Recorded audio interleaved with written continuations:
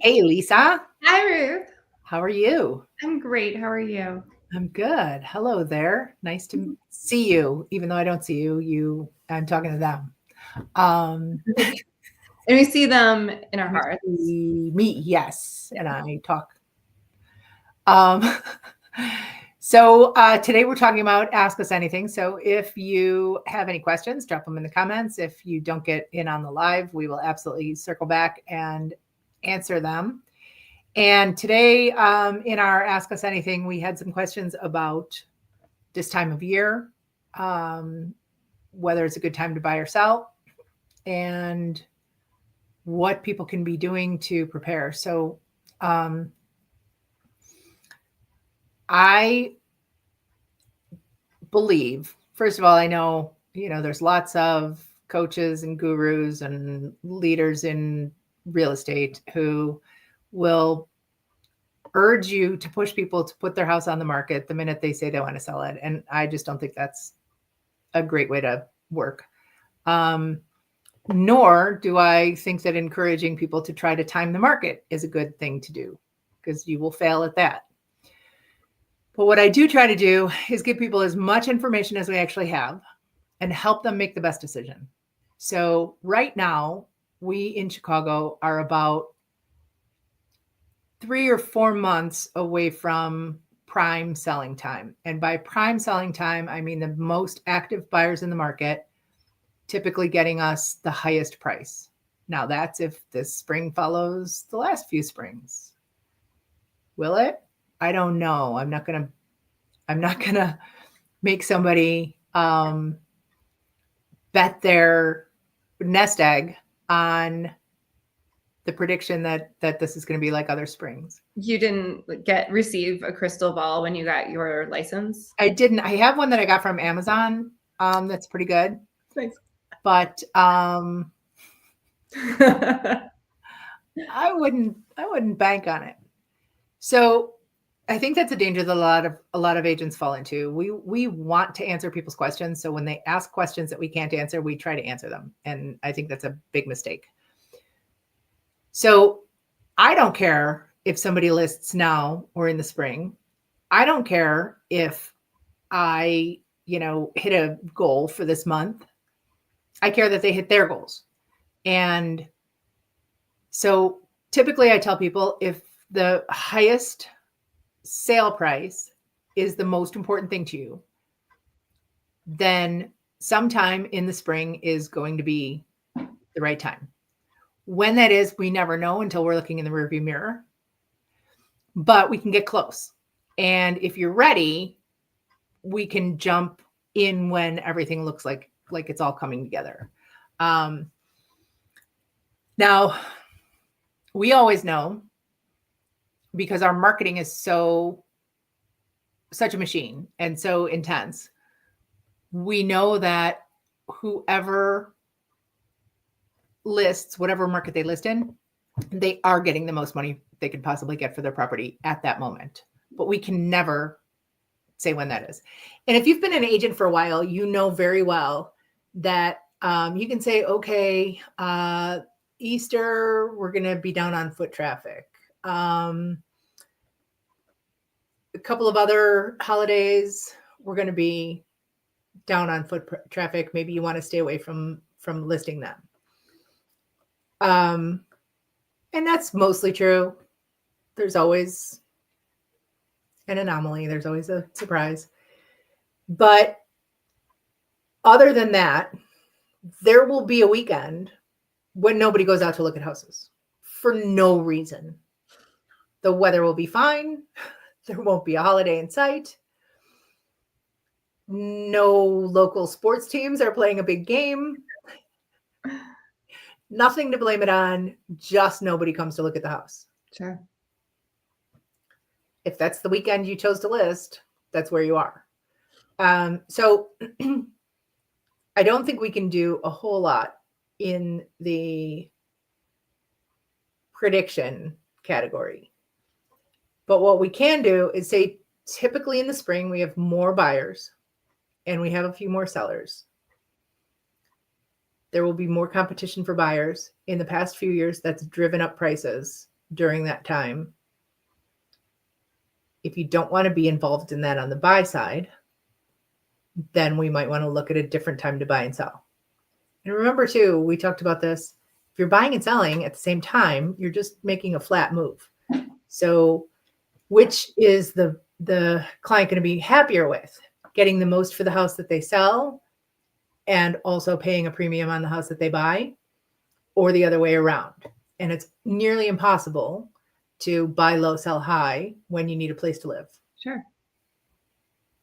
Yeah, that makes a lot of sense. And it's easy to disregard that and just focus on one or the other. Either the great price you might be able to sell for, or the high price you're buying for, but they never just totally, I mean, you're going level. Yeah. Never going to get the best of both worlds unless you're completely moving to a brand new location where it's a completely different dynamic of things going on. A whole different market. Yeah. Right. The other thing to pay attention to when talking to clients is what are their long-term goals? So if this is somebody moving from a smaller kind of starter house or an apartment to, or well, I guess not an apartment, but something else that they own that is small, that maybe served them when they were one person, and now they are or are going to be multiple people, and they're moving into a house that they intend to stay in for a next large chapter of their life. That might not matter so much how much they're paying for it, because if they're there for 10 or 15 years, things will change. Sure. If they're making a move for a job that might be temporary and they expect that they might spend 2 years in the next place that they move to, it's probably going to be a lot more sensitive to what they pay. Because if they need to resell it in 2 years, they want to be within a range where it doesn't cost too much. Sure. So I think having those conversations, learning everything we can about our clients, and then helping them make the best decision for them, not our paycheck. Your paycheck will come if you do the right thing.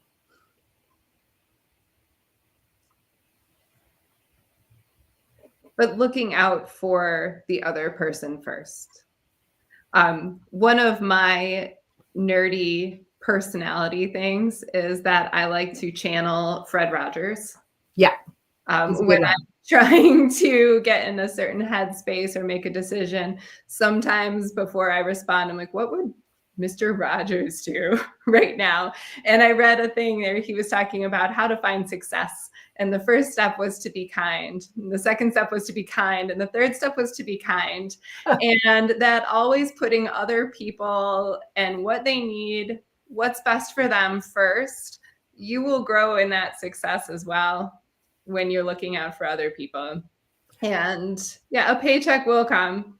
But then if you've helped that person, more will come, because then they're on your team too. They're on your side, and then they will share your name in the future too. That keeps expanding. But kindness, looking out for other people first. Yeah. And I can't tell you how many times it's come up with a past client who tells somebody else, she talked us out of 3 houses. I'm so glad we didn't buy the house that we first saw. Or, we thought we were ready, and she helped us understand that there were a few things that would make us more successful. Mm-hmm. Or they, got cold feet or had an issue, and I didn't fire them. I let them go through what they needed to go through. And so that is where the trust comes from. A big part of why the public doesn't trust us is their concern that we're out for ourselves, and that our benefiting from their purchase or sale means that we don't care about them. So the times that we can show that we really do care, that we will put them ahead of our concerns, those are the times where trust is either born or solidified. Yeah. And if we can't do that, they won't trust us, nor should they. Right. And by us, that's a broad, like everyone in the industry. I was just having a conversation with someone recently who shared with me that he was planning to sell his house this spring. And as we got going, he intends to do it on his own, is not interested in anything, asked me a few questions because there were questions. But when I was asking about not wanting to work with anyone, what is your idea? What's your plan? Where do you expect to land in a better position by doing this on your own? There was no answer to what he thought was going to be better, just that every agent he had worked with prior was terrible, didn't do what he needed, and got a paycheck out of it in the end. And that's the only way he saw it, was this person did not contribute, made it a difficult situation for them, got a paycheck anyway, and he felt that he had lost from that and now was going to try to do this on his own going forward, because who needs someone in your life who is going to do that? And I understand why you would feel that way, for sure. I also suspect I'm going to be answering a lot of questions this winter and spring. Yeah, and also that always puts us in a touchy situation, because as you know, if we're not representing them, we're not protected from liability. And so we can answer kind of general questions. We can answer questions that we can answer in the public, but anything specific, we just can't. We're not his agent. And unfortunately, people can get, pretty upset and unhappy when that happens. But the same thing, it's, oftentimes somebody hires somebody that they think is cheap. And when that person isn't up to the job, they ask their friend all of the questions that they want answered. And their friend has to say, you have an agent. I can't help you. So, so that's always hard. Hopefully you can answer enough so that you can show him, that you know what you're talking about and that he doesn't. But that's always the hardest thing. We're telling people who want a FSBO, people who want to buy on their own, we're telling them, you don't know what you think you know. And if we say it out loud like that, we get lumped in with the other jerk agents. That's what everyone wants to hear. You don't actually know. Yeah.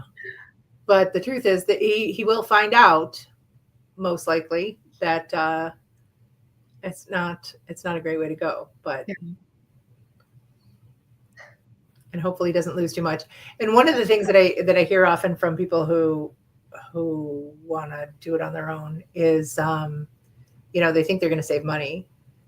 And that would be true if there were an actual price for their house. But because the market controls the house, and because when you don't have the tools that our profession has developed over the past 100 years, you don't have the ability to reach the market. You're talking to a few select people, maybe those who drive by it every day, or somebody who happens to see your post on Facebook.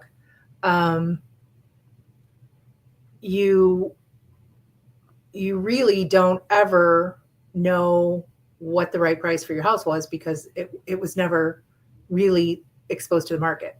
Sure. So, and then what I like to say is you think of it as a subtraction problem. Price minus commission equals net. So if you don't have that commission, you get the price, but it's not subtraction, it's algebra. It's X minus Y equals Z. And what X is what we do. So. Well, I'm going to send good vibes to the owner of the house that will never have anyone drive by because of where it's located. We'll see how this Yeah, plays that's out. always interesting too. Yeah. Like, no one's going by there. Well, and hopefully, you can have some conversations and earn his trust, but we'll see. Yeah. We'll see. We'll see. There's always going to be people who you absolutely can and want to. Right. Yeah, And then we'll see how it plays out. exactly. So if you have any questions or comments or want to comment on your experience with any of the things we've talked about, drop them in the comments. We will come back and respond. And thanks for tuning in. We'll see you not next week. It's Thanksgiving, and I will be on the couch. I hope it's a great be doing something far more productive. Can't help myself. That's okay. But we'll see you the week after that. And thanks for tuning in.